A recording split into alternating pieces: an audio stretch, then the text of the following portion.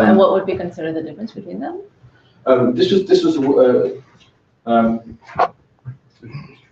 once upon a time where these were considered different. This was you're learning English in the UK, the USA, or Australia, or Ireland, and this is you're learning in your native Greece or Turkey or Saudi Arabia, wherever.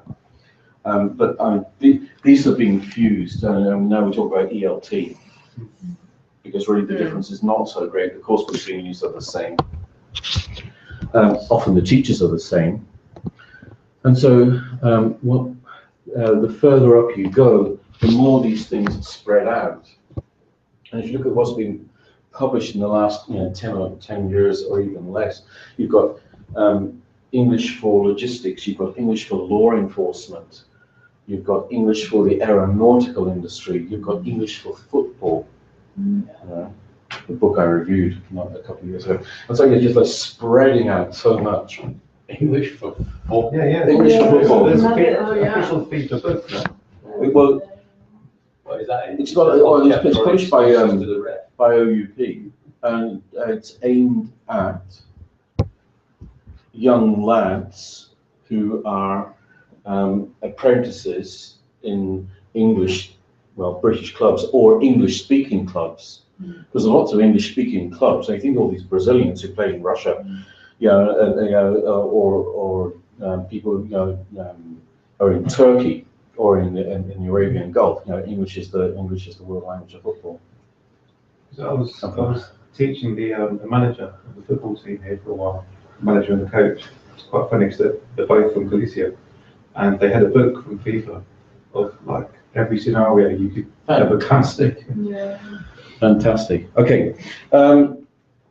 So often the teacher comes to a business English class with the wrong kind of impressions. I was first given a class with Telefonica like 24 years ago, and I was terrified. The student said to me, "What we really want to do is Simon Garfunkel songs." Yeah, that's sweet. Okay, I can do that. What a relief! You don't have to study. And that highlights something else that we'll be talking about later. There's a conflict between what the company wants and what the students are, wants and needs. The company might identify, this is what these people need to do in English, but what's what the learners themselves are really motivated to do. The sounds of silence. Okay, we can do a gap fill on that. Okay. The students.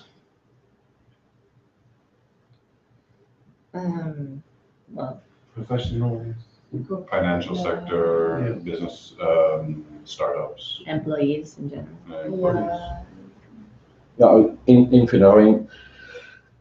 Where I work in IH Barcelona, the general English market is overwhelmingly, what they call the adult market, is overwhelmingly 18 to 24 years old.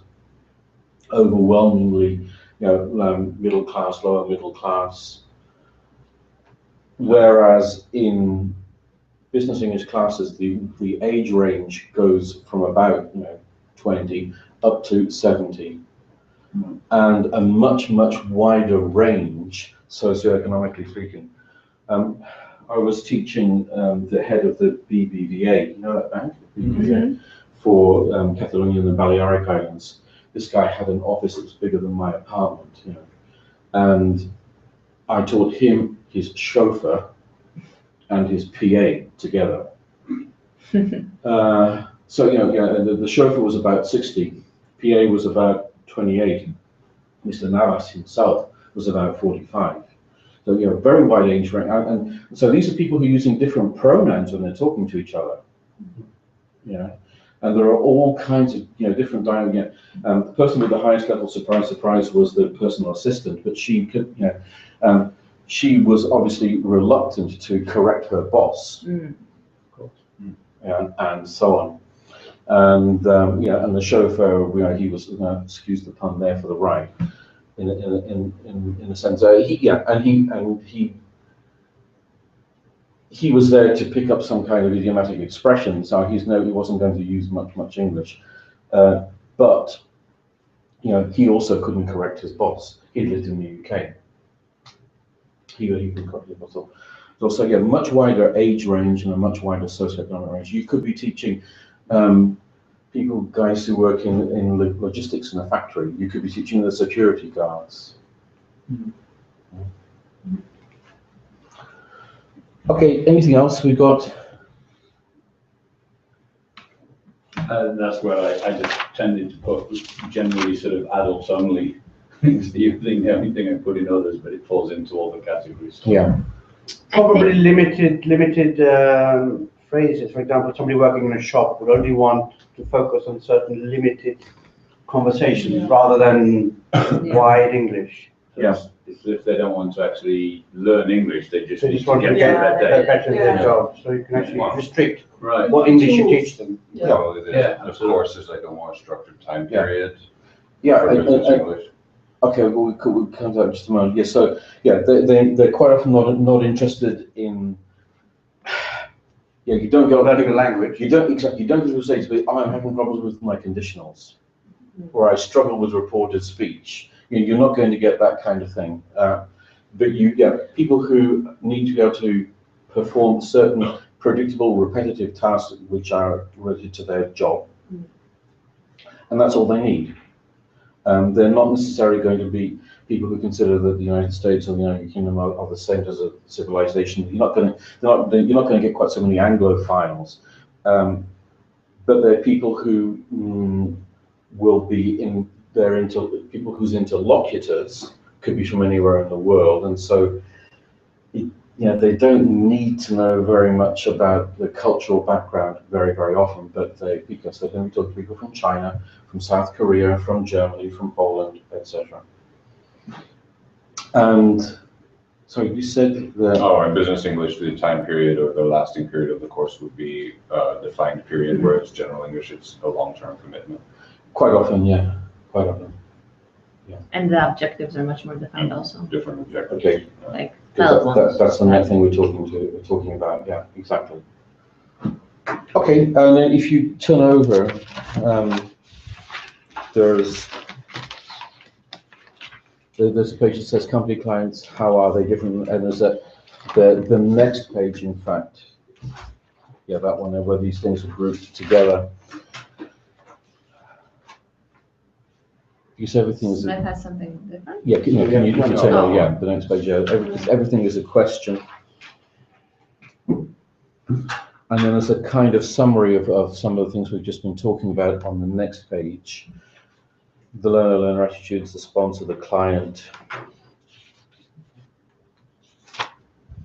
teacher attitudes, how working with these is different. Teacher attitudes probably need for grace.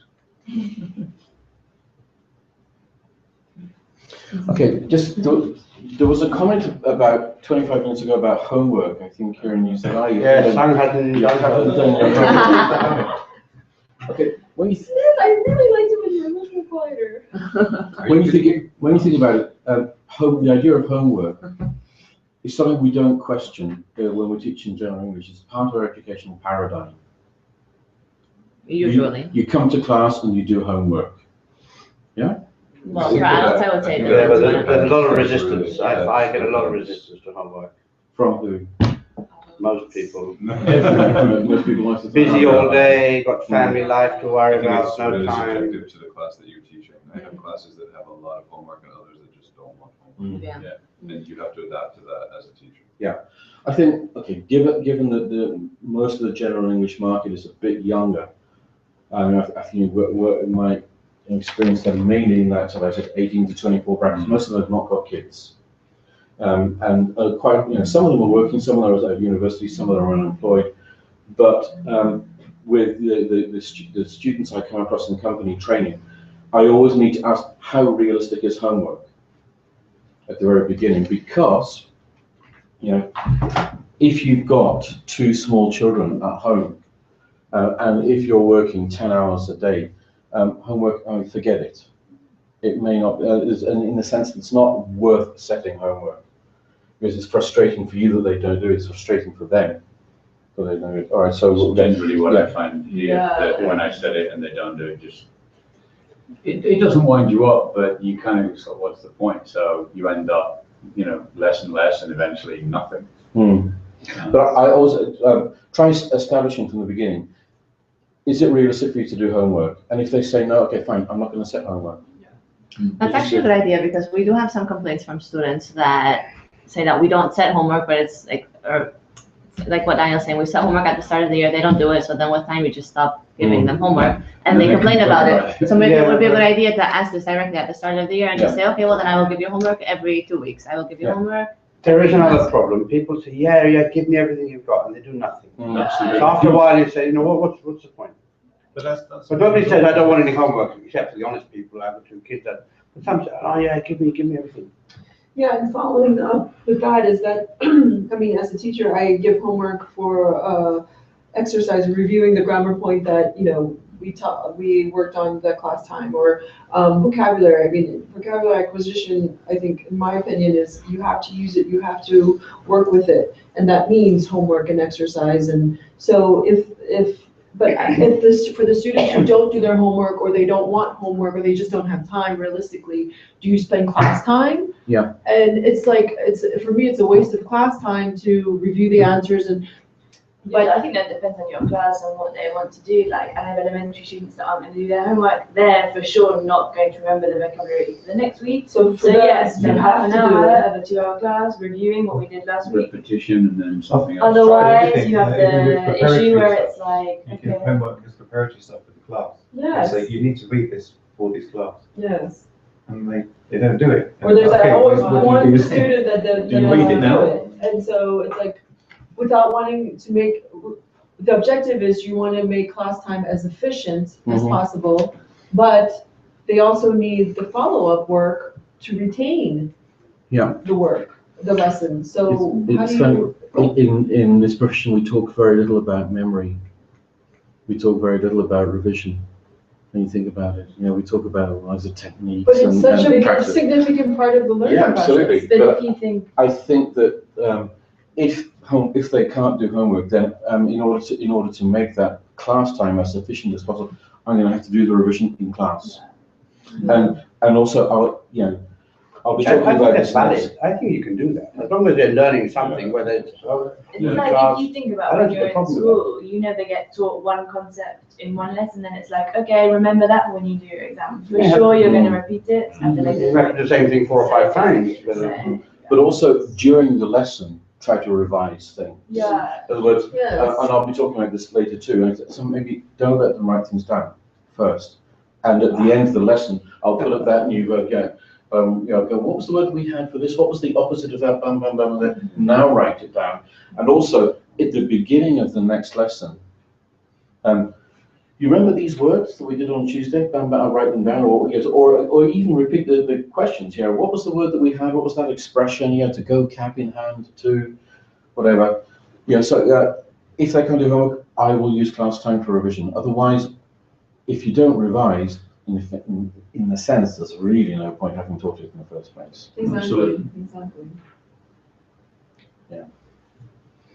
For me, I'm just like, generally, and just to finish on this, I'm happy that my students are wanting to learn English. And I'm happy that they come to class, every class on time. So to be honest, if some guy I know is putting effort to actually be at the class, well then I'm happy with that, and I will let them know, and I'll say, I know you can't, I understand if you can't do homework or whatever, and I don't worry about it. Yeah. Because otherwise, Class for them they're as supposed to be well. enjoying it, not Yeah, a proper university good point. test. Unless it's for an exam. Another aspect is, you know, what do we mean when we say homework? Do we mean do these exercises? Do we mean read this for the next lesson? Do we mean just spend 5 minutes looking at the language we've done today?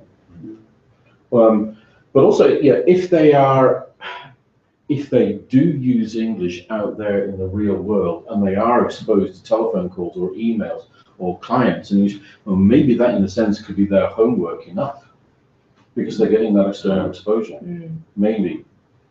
But I think as teachers of English, we need to find out about that. Yeah?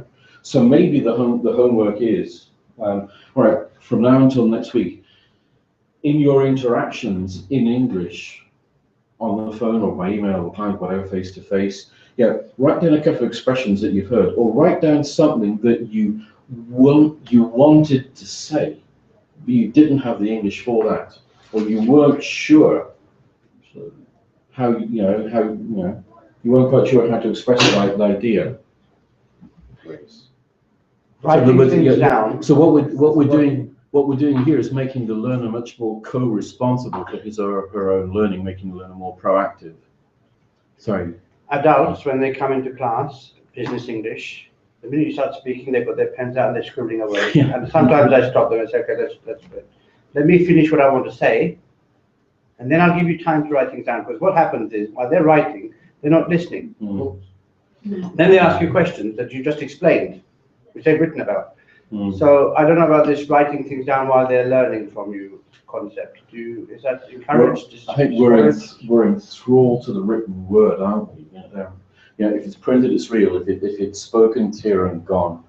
That's what we think. I don't know. Part of me thinks that as soon as you let somebody write something down, you're giving them permission to forget it. I don't need to remember it because I've written it down. No, absolutely. You let people who won't open their mouth, but they've got textbooks and textbooks and textbooks, which are perfect. But I think it depends on the way that you learn. I remember being a student at university, and I wrote down everything because that was my way of like securing my knowledge. Yeah. Whereas other people can just listen and remember. And for me, I can listen, I can remember it today, but tomorrow for sure, no. We've all been through that experience. I think that comes back to what you just said a moment ago. We can listen and write at the same time. If we've been, it's a typical university experience. The lecturer's talking and you're taking notes. But those notes are for you to study from later, aren't they? You not just close the book. And when you were studying law, you had to go find that statement, consider it written down. You looked at those notes later, didn't you? But that's the whole purpose. But that's the whole purpose of somebody. Like I have a student who writes down everything because she's like, when I go home, I can then remember exactly what we've done. Otherwise, if I only remember this word, I don't fit it with anything. But remember's not the right word. Read is the right word, isn't it? Yeah, but there's another problem. Learning or understanding. Because what I prefer is that they listen to me for 5 minutes and understand what I'm saying, then write down everything I've said, but they didn't understand what I was talking about. Yeah. Which is what happens. I think. And how do you say to an adult, I prefer you don't write something? Yeah. I do quite often. I do, but they don't like it. I do. No, but yeah. If you say, I do a deal with them, so I guarantee that when you leave the room at the end of the class, you will have this written down. Cross my heart and hope to die. And they say, all right, I'll give you, And once they see that at the end of the class they have got things written down, and they've got things written down in a much more coherent way, and you're writing down what you've already understood, well, the impact of that is far greater. But you do have to make that promise to them. So some clarification on note taking is useful. Yeah. Especially with business people. Okay. How old is business English? How old is business? Pretty old. What to be being taught? Well, let's see. Probably being taught business English. Since English was becoming since English has become the international language, which Yeah, no, your answer is great. Basically, for as long as people have been doing business, they've been using language there. Exactly. This text, as you can see here, this is a bilingual text from 1797. And nowadays, we're talking about prices here. We're talking about hiring, negotiating things. So we're talking about the logistical considerations. In the rainy season, they bring in boatloads. We're talking about the logistics of transport here, drive that on boats. We've got some specific language here, for methods of transport. We've got questions and answers. We've got specific prices for Anna's. We're comparing different prices and different ways of transport. That has an impact on the price. Must have started with the British Empire. Well, probably when they started having. Well, the East India Company in this case, probably. I don't think I've ever had to teach conveying rice on bullocks. No, Is it bullocks or? no, but this is business English from Yeah, 200 years ago, and it's nowadays we'd call it English for logistics. The means of transport are different, but transporting primary produce. Cool. Notice how, I thought this is interesting. So greatest, great gift. I never heard of that part. No, until about 1830, the lowercase s was in print. Was looking at, if you look at any kind, if you look at any kind of Shakespeare texts, from the s is always written, looks like a modern f, because the f. Well, let's find the But name. why is it not then in does? Sorry. Because they. Where it does. It's because it's something to do with the end of the word. Can we find an It's F? just a typo. No, it's not. No. Notice also the spelling. Look at the way expense is written. Where can we look? Yeah. Expense. Yeah, at the end, when it's at the end Yeah, of the word, it's that's an what S. it is. Yeah. Look, it's phonetic. Okay. What difference? Less. Yeah. No, Maybe. why not come to a little more, Yeah. Or less. less More or than less. fixed? Yeah. Interesting. So it's really interesting. So the Oh, is six. there a difference between these? They're pretty similar to me. Less than 6 Less. honors. Less than 6 letters. Yeah. So the S is written as that kind of F thing, unless it's at the end of the word, because we've got books. Okay, It's got a fully books. dyslexic typo. Isn't It's it? very comparative. Okay, bit of collateral learning there. Maybe they just got this. Okay, so you've got a kind of summary of that. I'm sorry, I'm having to go fast. We're already way behind. But Sorry, we did that was going to happen anyway. All right.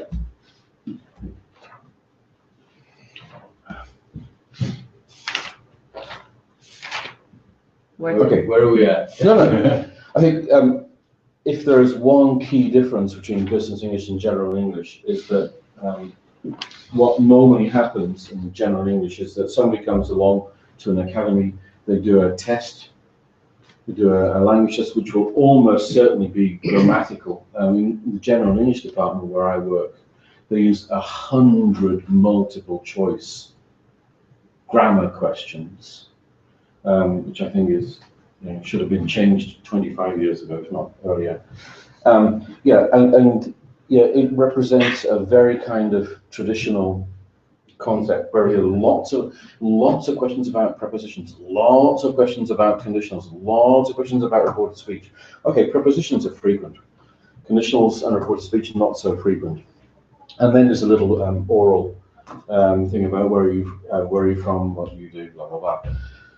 But what we don't normally do, general English students, is a needs analysis, because in a sense, there's no point asking them what they need English for if it has no impact on the course they get given. They get put into a course and they're given a course book like Speak Out Pre-Intermediate or English File Advanced or Complete Cambridge Advanced, whatever it is, and that's the course. And there's an exam, and if you get more than a certain percentage, you go and do another course. But the courses are pretty fixed. Fixed length, fixed content. Yes, there's some room for teachers to have fun and to bring their own material, but it's pretty much a fixed meal, like a menu del dia, where there's only one of you get. It's either gazpacho or gazpacho, and then chicken curry or chicken curry. That's all you get. That's what there is. Whereas in business English or English for work, because the word means less and less as you look at it, we do a needs analysis. In other words, we try to find out what's your target. I don't know if you want to get, but it doesn't matter. What? Stop right. Sorry for the moment. Yes, we do. Yes, we do a language test. But the key thing is we ask them, what's your target? What do you need to be able to do? Do you mind if I stand? That's fine. Go for it. You're back. No, I'm fine. So yeah, what's your target? What do you need to be able to do in English? Well, I need to be able to represent my company, which is a pharmaceutical company, on a trade fair in Stockholm in September. Fine, so we can define that situation. And what are the things you're going to be able to, you will need to do? Okay, let's define those. Where are you now in relation to that? How many, okay, can we design a course that gets you from here to there? And can we put a number of hours on that course? All right, is it going to, yeah, do we think we need 50 hours, 40 hours, 12 hours, 100 hours, 200 hours? So that's what we try to do. And then we decide on the materials, published materials. We may use them, we may not, depending on all of those things. So everything starts with a question. And that's in a sense the key difference between business English and general English. So the needs analysis basically leads into the course design, and that tells us what we're going to teach. We're not going to do some and any just because it's in the course book. We'll do some and any if that's a problem for you. So you're basically adapting your technique to what the teacher, to your what you teach to what the students' needs. Exactly. Needs Yeah. Exactly. I mean, I understand that. So of course, business English, but I think all of us do that generally. I think with a private student. With private classes, because I mean, myself, I have a lot of private classes, and we do that anyway. Yeah. How much influence does the book have on what we teach? We follow the book religiously or It's a guideline. guideline? And then you're Ideas. free to go wherever you like, approximately? Well, if you go wherever, like, you're never gonna get remotely near Okay. doing the things in the book, but I would say How to plucking, do everything. taking interesting things. That depends on your academy's policy on those things. There may be other places where they say, Yeah, it okay, depends. here's the course book, and the exam that they do in December covers units 1 to 4. The exam that they do in April covers units 5 to 8. Yeah, and then the exam they do in June covers all 16 units. Okay, that's different. If you're a teacher, then it's a different kettle of fish. What you're talking about is teacher having a lot of freedom. Yeah, I would say that we have a more open approach. But I think depending on, Yeah, it depends on the class objectives and many factors. yeah, and also I think what the clients want. Yeah. I think it should be more catered to the client's response. Yeah. This exam based, you do more work in the book. And then if they, still in the book haven't got it, you outsource more things until. Depends on the client for me, like to tailor my classes to some of my clients is very easy. And some of them are really kind of whatever you say, they just go, yeah. So you need to know how to wipe your ass and make coffee. Yeah, absolutely. So you kind of really have to find the ones who know what they want and like, right, that's dead easy. And the other ones I find it can be quite difficult.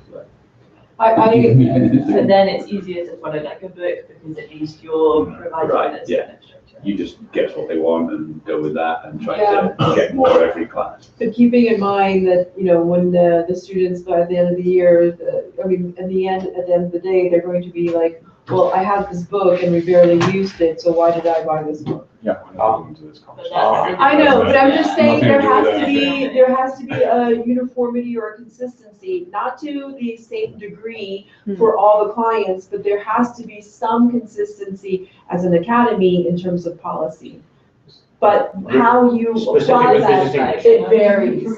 How you apply that, it varies. I don't think we're talking about business English. Yeah. Anyway, We're dealing with this the week before the school year starts. Yes, okay, but anyway. Off topic. All right. It's an interesting topic, to be sure. No, and yeah, I've been in discussions about that area many times. I think that if there is a course book, that there should be some kind of general agreement about, okay, using it a minimum of X% of the time. Because, you know, a client or client's parents or the sponsors, you know, who come to you at the end of the course and say, look, this is my kid's book. You've used 5% of it and it cost me €30. You know, you know, and often it's not the teacher who has to deal with that embarrassing situation, it's the director of studies, you know, and so, you know, take pity on that person, you know. No, that will make them want to do it even more, don't but I think one of the key questions is, are we going to use the course book anyway? So let's make an informed decision based on the needs analysis at the start of the course. You know, is a course book going to be useful or not for this particular class? And you know, a number of factors will have an impact on that. One of them is, okay, what's the length? Yeah, is it a 20-hour course, or is it somebody who's got to repeat an exam in September? Is it somebody who's got a job interview? All of these questions need to be asked. Or is it so specific that there is no course book for that? You're basically just talking about tailoring, making a good tailoring the course. Yeah. So, you know, if in a general English course, basically, you know there's going to be a course book with a business English course, there may or may not be. Or you may end up saying to the student, hey, this is going to be useful for us about half of the time, and it will save lots of photocopying and save you, you know, scribbling lots of things out. Yeah, I urge you to buy this. Or you may decide, even, all right, I don't want, considering what your needs are, I don't think it's necessary for you to buy the student's book, but I think you should buy the workbook, maybe, as a compromise. Right, these are. No, could you please look at the page that says Needs Analysis Handout? There are 2 pages there. Yeah. Could you just read that, please? For ourselves? Yeah, individually.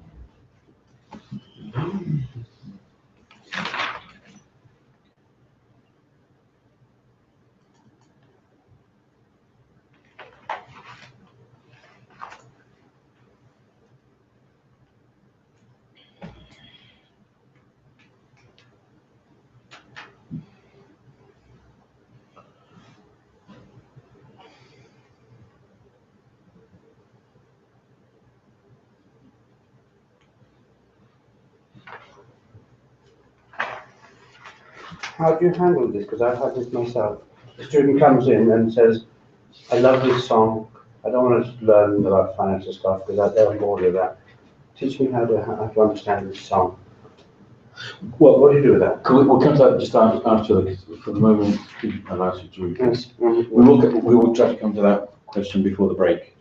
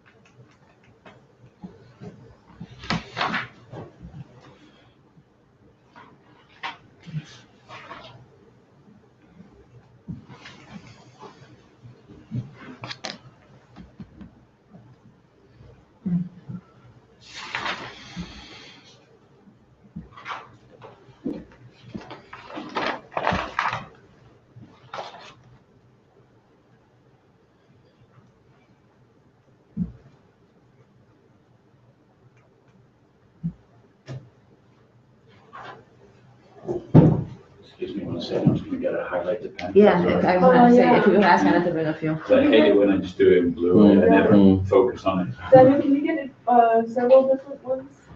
different colours. I'd like to help, but the only way to help you is just help. Right, here we go. Oh, thank you. This is English teachers now without at least 2 highlighters.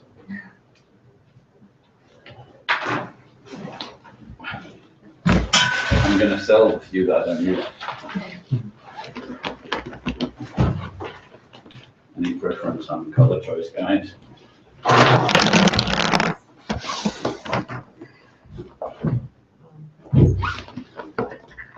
Do you have a lot of contact? Because when the questions like why they're taking the course, like company freebie, why like promotion involved. First of all, is that not kind of an awkward thing to ask the students? And 2, So can you, sorry, can you say that again, please? when you have like why are the learners taking the course, like it's a company freebie, the promotion involved. 1, is that not kind of an awkward thing to ask the students about? Because that's really none of your business, surely. Like they're doing the course for whatever reason the company has assigned them. And 2, like when you're talking about the degree of control from the company, how much contact do you tend to have with the company as opposed to just the students? Okay. The idea behind this is that at the end of this course, you will become independent in terms of somebody who is able to prepare a course that you or another teacher may deliver. You may be the director of studies, you may be a teacher that who has that area of responsibility, and these are knowing the answers to these questions. It could have is important because it could have an impact on what happens in class. Somebody seems unmotivated. I mean, maybe this person actually asked for Monday and Wednesday 2 p.m. but got Tuesday, Thursday 8 a.m. and that's going to have an impact on the mood. But as a teacher, you need to, it's good for you to know that. It doesn't mean that you as a teacher need to ask the student those questions, but you need to be able to ask your director of studies those questions. So whoever asks, somebody, the teacher needs to know those things. Yeah, whoever booked the course, basically the things come through our reception and through tests and some. So maybe at the end of the course, it's revealed that the student actually asked for French but got English. Oh right, that's why you always seem so pissed off. Oh God, I wish I'd known. I had a student walk in 8 o'clock in the morning and they said, is this the last class? No good morning, no nothing. When is the last class? That's just a reflection of you, Bobby. Yeah. All right, Yeah, but don't even read into that. No. There's nothing to worry about. All right. Here are some things that claim to be neat analyses. Could you individually look at as many of them as possible in the next 5 minutes? Just get a quick impression of them. And then when you finish looking at something, throw it back into the middle, take another one. Make a note, please, of the letter. And say, okay, how useful would this be if I'm designing a course? Or if I'm a learner, how useful is this?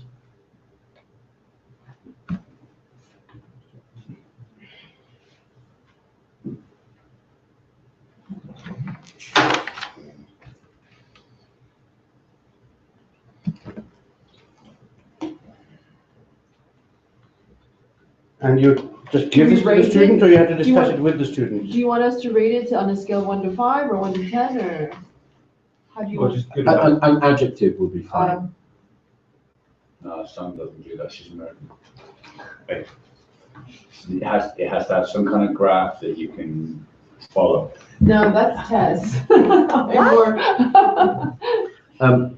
How about some not useless, not very useful, medium useful, So on a useful, scale of 1 to very, 10, very useful. Scale of 1 to 5. 1 to 5. 1 to 5, okay. Okay, you were right. Oh.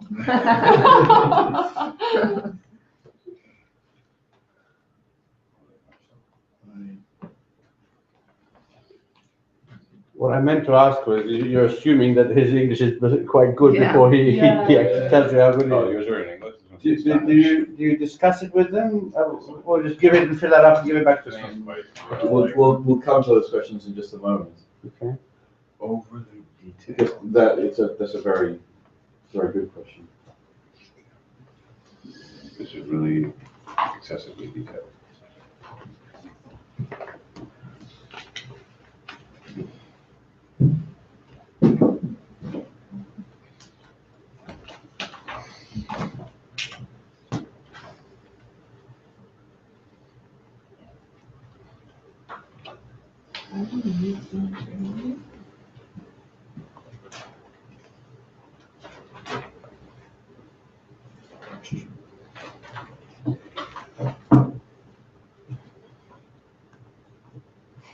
It's terrible. That's the best one. I like them. This is Nice just confusing. photo.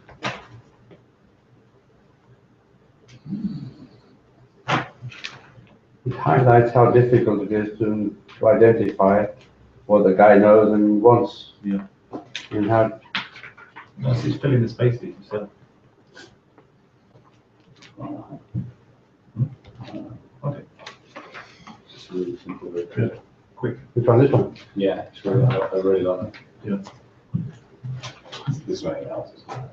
Really good.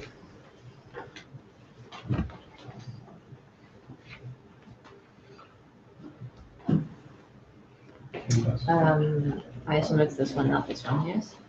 Well, there are two there. Yeah, they should be in separate packages. This is the worst layout I've ever seen now. You realize you're being psychoanalyzed. Yeah, by now, so- right? Based on our answers. So I'm a negative person.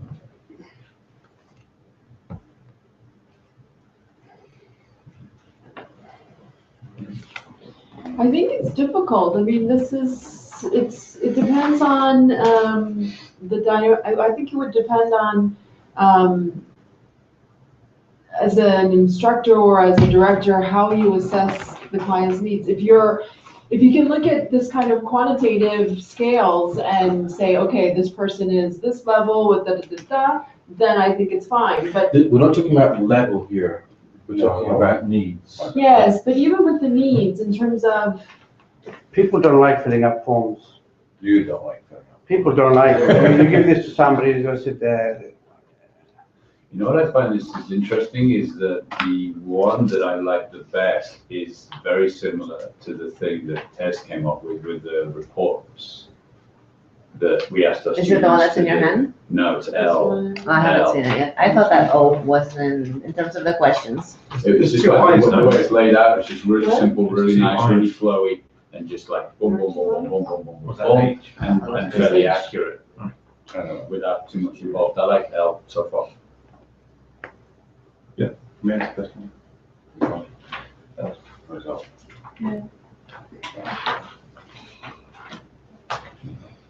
Okay, so it's quite similar to O, but I prefer the layout of that.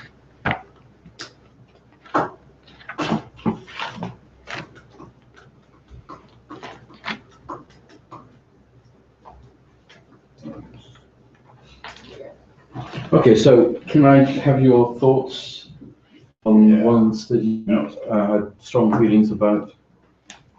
L. I haven't Okay, seen why, that Robert? yet. Just because it's quick and it's clear. It's quick and You don't clear. have to spend Yeah, half a class concise. filling out. You go for it. And the questions I thought were like, It covers a wide Yeah, range of things, absolutely. what you do now, what your Mhm. history Yes. is, what your, fairly encompassing, no? I think for a professional person who's just like, right, okay, I have to do this many, fine. And because there's, Stress. because it's numbered as well, you can say, I need to do, when you get the feedback, you need to do how much of each specific. And overly detailed, I thought it was too much, And, yeah, or, but the language, look at the language. yeah, some of the students need to have a really good level to understand these. I think for me, N is the best because it's written in the native language. Right, right. Because they can go through this, they know exactly They look at What? the questions. Yes, but as a native speaker, I'm going to go through this faster in my own native language than L. Where's L? Can I have to, This, I'm going to, can I don't know I what just is admit an projection. interest? I wrote, N with Scott Thornbury. Don't worry, you're not being backed down for that. No, because basically, this was for a BBVA, and it was going to be delivered at a national level. So the idea was that we would, the result, banks love filling in forms. I don't know, so the idea is the results of this could be sent to an academy in Malaga, and in Valencia, and Palma de Mallorca, and Vigo. And so the teachers there would know, I'm doing this, not this. Yeah. So it was being done by, and it was actually, the prototype of N was actually for lighthouse keepers. What? Exactly. Really? Yeah, the prototype, before, for lighthouse keepers around Spain. And Yes, they need there a lot is- of English, do they? There is, sorry? They need a lot of English? Yeah, they do, because what's the international language of navigation? Yeah. Yeah, you've got a Cypriot freighter that's about to, hit some rocks. Yeah, you quickly try to learn some Greek. No, you get your binoculars out and watch the spectacle. Yeah, exactly. So, so the idea was, it was being delivered at a not face to face most of the time, and the course would be done by different people in different geographical regions. Any thoughts of any of the others? P, I thought was just too stuffy. That's generally. It was B. P? And also B. And it was, P was way too complicated. And it's very simple and not I think asking H was personal overwhelming. opinion of themselves or something. I mean, if you look at, visually, this is just overwhelming. Yeah, H. That's whatever, something you would cut off and do in confusing. class. Yeah. Yeah. G is like level dependent. You need a good G, level. to yeah, actually- weird. And K relies too much on like the student, I think, Yeah. providing. K for K, but I put- really. I put, That was my assessment of I K, put not really. feeling it. I put one. Thank you. Yeah. Are there any others that you like? I quite like G, but I thought it was very level dependent. Yeah. In fact, this is an interesting issue, level dependence. This one was, I thought was okay. Yeah, that in a sense, if you're a low-level student, That's the only one that has like the how can company you and answer all these that questions? information. So a needs analysis has to be able to be done in the student's mother tongue. Yeah. Okay. Well, Because the student may be a beginner or maybe elementary. Yeah, so, I mean, there should be, English language versions and, L1 versions of it. Giving, that produce the same information. just another side of that, would you give this paper to somebody and say, fill it up, or have a conversation with them, asking yourself the questions, and you fill up the piece of paper? Exactly. I think it's a- What we do is that. My approach would be that rather Yeah. than. That's what we do. Just give us a piece of paper, I would try to talk about it. We use, for most purposes, we use something which is not here, that you will be seeing later on. And most of it is an interview conducted. And I'm taking notes. Yeah. And the questions could be asked in the student's language. Yeah, Could be. No. There's, somebody, what's your name? Kay?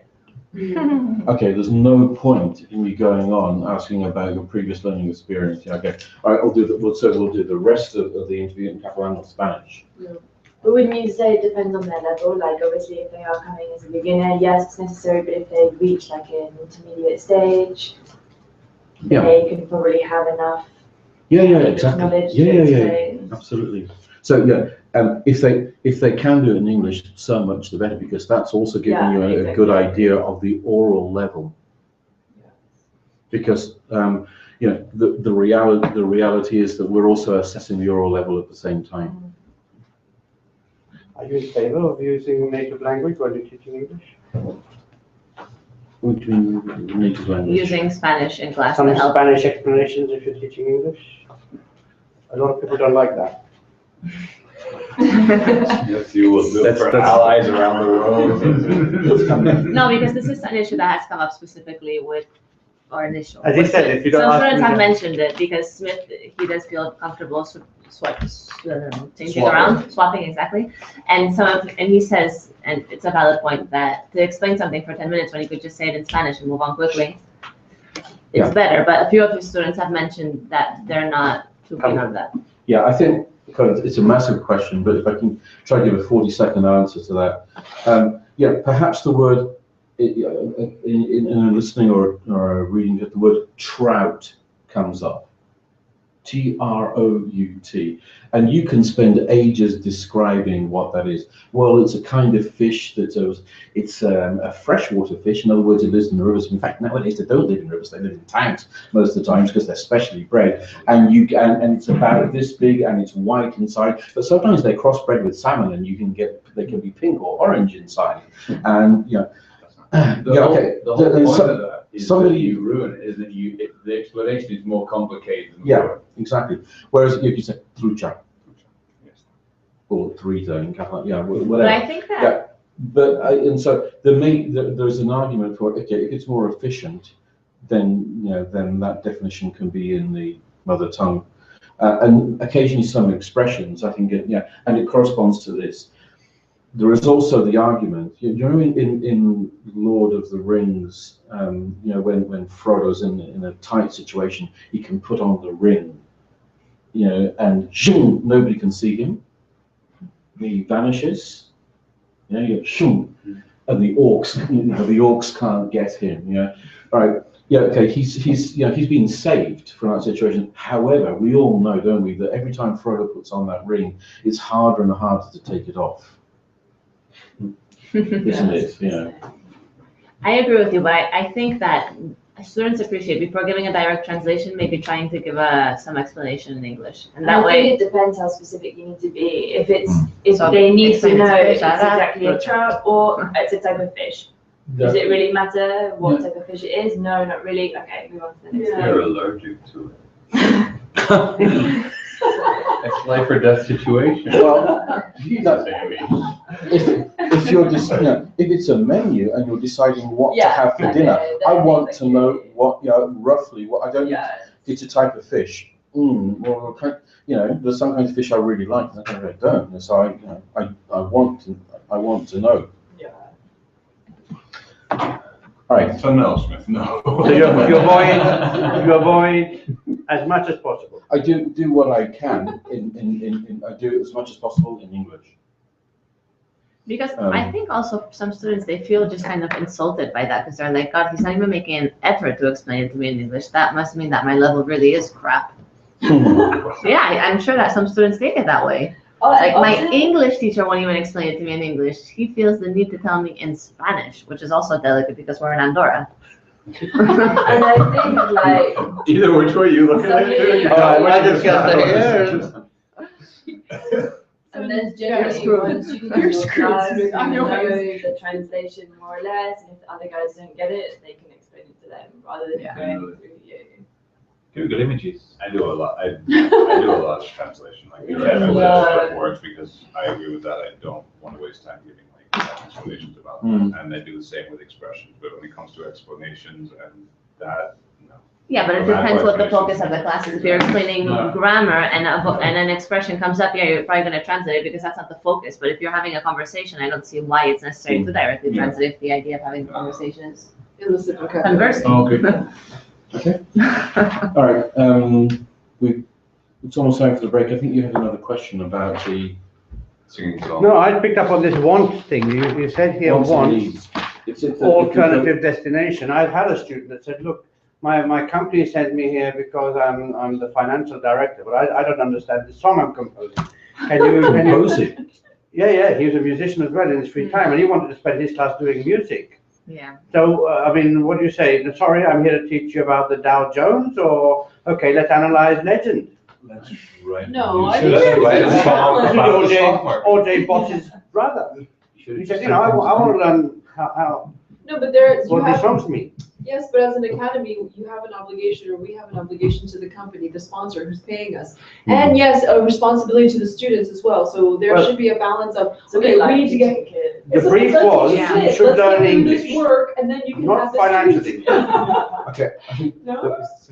yeah, again, it's a very interesting dilemma. I think the brief, should learn English, is not precise enough. That's the first thing I'll say. But if you get a brief from the sponsor saying that this person should be looking at business and financial English, then that's what you have to do, because you have a contractual. Yeah, your academy has a contractual obligation to deliver a service to a client, and if you subvert that, you are not being professional. What you could do is, sort of maybe spend the last 10 minutes every lesson doing something else, fine. Or, or if the situation seems to be difficult to resolve, you can say to that student, look, I've been asked to do this with you. This is what your company is paying for. If you want to do something different, please go back to your human resources officer and come back to me on this. If you want to do something, I'm happy to do something different. But the moment I'm being asked to do this. Yeah, probably a good way, sorry to get out of it, would be, why don't we meet with the boss, the three of us, and that way we can all have a conversation about this a bit. No, it's okay. Do we need, okay, the needs analysis says this, do we need to redo the needs analysis? If so, yeah. Yeah, but like Would you said, title the down? people sort of tell you what they know that you want to hear in those needs analysis rather than, and then like Smith says, person comes and you've got this criteria. And, But I think and we then they just have sort of to go, oh, explain. actually, I just want to kind of do this or do that. Mhm. But generally, I mean, we have to honor the contract, so. Yeah. Yeah, I think it's just, you just But the explain teacher it's has- a professional position, I'm sorry, this is my contract with you. Yeah, as you say, it's, I've got to if do you want this. to change it, you have to take that up with your company, because I have the contract with the company, not with you, basically. Yeah. I just like your idea of just going, it's like, cool, if the person, if you think has done sufficient work in towards what the objective is, then they can have 10, 15 minutes of Yeah. like, Yeah, of that's a good something idea. bit lighter. Mm. So that it's not so dull and there's, they start dropping classes. But it is kind of like what Amy was saying, that it's like, like teaching children, okay, we get through this work, if we do well and we progress, then the last 10 minutes of class, we can do the song. If the teacher isn't given on day one a complete needs analysis, he's got a problem. If you just teach this guy some English because that's he needs it for his job, then, where do you start? Do it your way, or you need a document on day one saying, he should be learning this, this, and this, and nothing else. That's why needs analysis is key. Yeah. You said important to it. Because you need to protect yourself. You may even find at the end of the course, the company says, oh, and we want to go, oh, we forgot to ask you, we want you to send us the documentation. We want a copy of everything that this person did in his 30 hours of course, and you think, oh God. What can I send? So you need to, you need to be able, to provide some kind of evidence that you covered what your academy said it would cover. Yeah. Because at the end of the day, it's a contract between two companies. Yeah. And your academy, singular, whoever it is trusting you to deliver something, to do something. Cool, fair point. Do you have a break? Yeah.